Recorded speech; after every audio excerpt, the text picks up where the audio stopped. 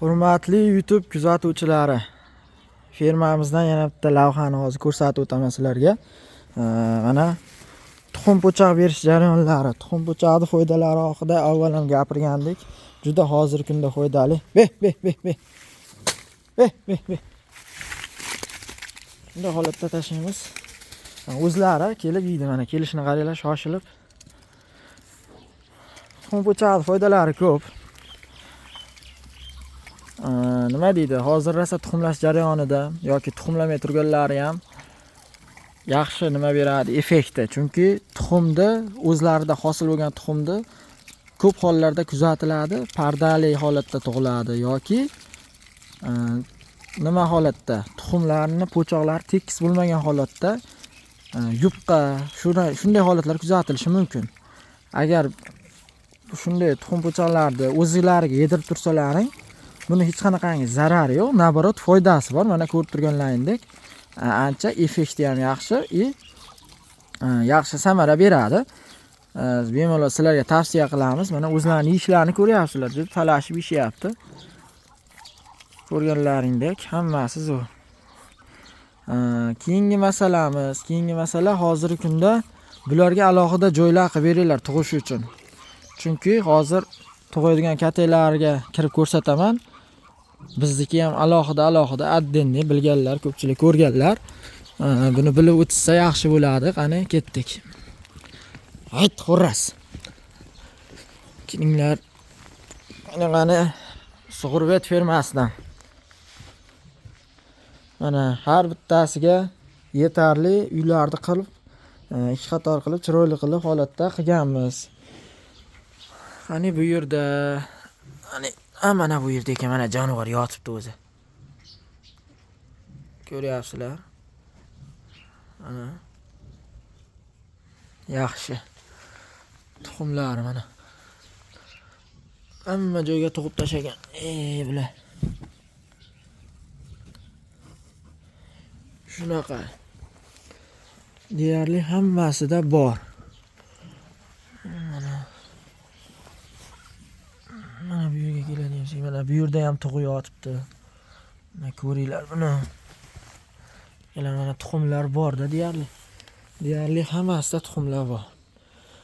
Joylari oshig'i bilan tursa, oshiqchasi bilan bu yaxshi.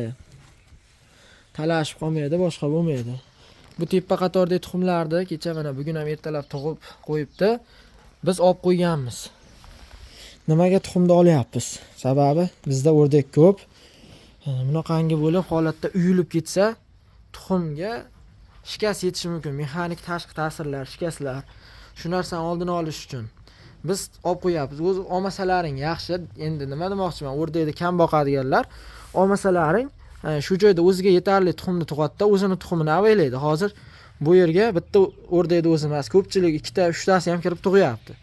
Endi ma'qul kelgan joyda tug'adi-ku. Shunday. Shuning uchun biz tuxumlarni alohida olyapmiz.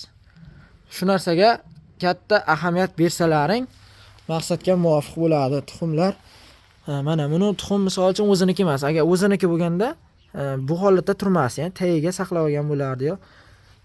Ehtiyotini qilib oladi, chunki ochishda muammolar bo'lmasi kerak. Hamma ham o'zining narsasini ehtiyot qiladi-yu. Bu tuxum o'ziniki emas. Boshqa o'rdaklar jicha oldin tug'ib chiqib ketgan, endi bu boshqasi kiryapti. Shunaqada. Shuning uchun tuxumlarni yig'ib olsak bizga yaxshi hozir. Lekin kam holatda o'rdak boqadiganlar bu holatda qilmanglar. Tuxumlarni tegmaganlaring juda yaxshi. Chunki bular o'zining narsasini avaylaydi, o'sha aytganimdek, va keraklicha tug'ib, kurk bo'lib yotishi ham tezlashadi. Yaxshi ochib chiqadi. Jonivorlar, yashaylar. Shunday gaplar akalar. Mana hozir deyarli yedigani mana talashib yeb bo'ldi, qolgani qoldi. Endi ko'pi hozir qo'yib yuborganmiz. Zavurga chiqib ketgan, aylanib yuribdi. Bu yerda deyarli kami. Ozginchasi qolgan. Ko'chada yuribdi. Hozir ko'chadagilar ko'rsatadigan bo'lsam.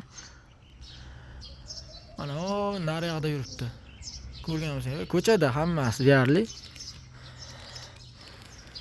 Ular damdor yotibdi, qonlari to'q hammasini. Ketdi. Keyingi masala akalar, jo'ja sezonimiz boshlanyapti, xudo xolasa. Uchalarni qilyapmiz o'zimizda bor materiallardan foydalanib. Bularga kata qilganimizda ozgina rekalamiz ortib qoladi. Endi shulardan mana katachani yasab olsak, xudo xolasa, bir 10 kunda yangilib qoladi, uni ham sizlarga ko'rsatamiz. Shular sharoitlarni chiroyli qilib qo'ysak, nima deydi? O'sha kunga kelganda shoshib qolmasligi uchun vaqtliroq harakat qilib qo'yapmiz.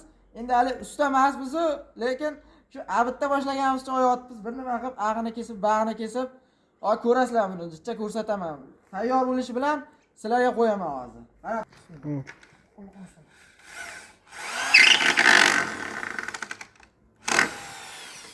Drellarni ham o'zimiz sotib olib qo'ya qoldik. Hali birovdan so'ragandan o'zimizda bo'lsa, baribir ishimiz shu bo'lgandan keyin kerak bo'lar ekan.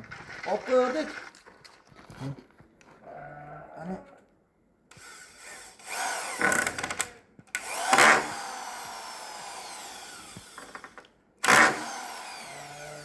Drelda uchun yedim-u, lekin ancha qo'lim kelishib qoldi. Xo'lasa bitib qoladi.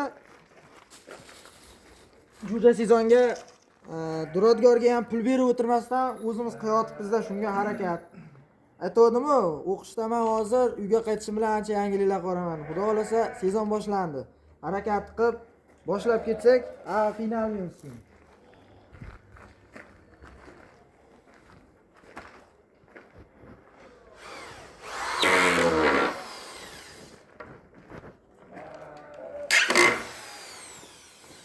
Burada ikkitadan xotirib chiqsa. Gapiring. Xullas akalar, skeletini bor materialdan foydalanib yasab qo'ydik. Maytiga hozir ikkita taxta ulasak, reka ulasak bo'ldi.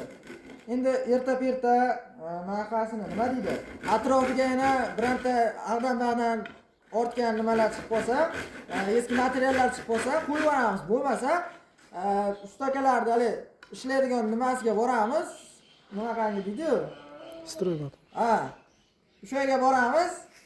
Borib turib, eski materiallarni arzon narxda berib yuborishadi. Olib kelamiz, atrofini shunday o'rab, tagiga bitta to'shamalar qilib yo'q qo'ysak, bo'ldi-da, jo'jalar kelib dumalab yotishaveradi. Sharoitlar luks holatda bo'ladi. Onalariga luks qildik, bolalarga ham luks qilamiz-da. Chunki hammasi paroda yaxshi narsalar kelyapti-ku. Xudo xolasa bizni kuzatib boraveringlar. Qo'llab turgan hammaga rahmat. Yangiliklar qilishda to'xtamaymiz. Sizlar bizni qo'llab tursalar ham bo'ldi.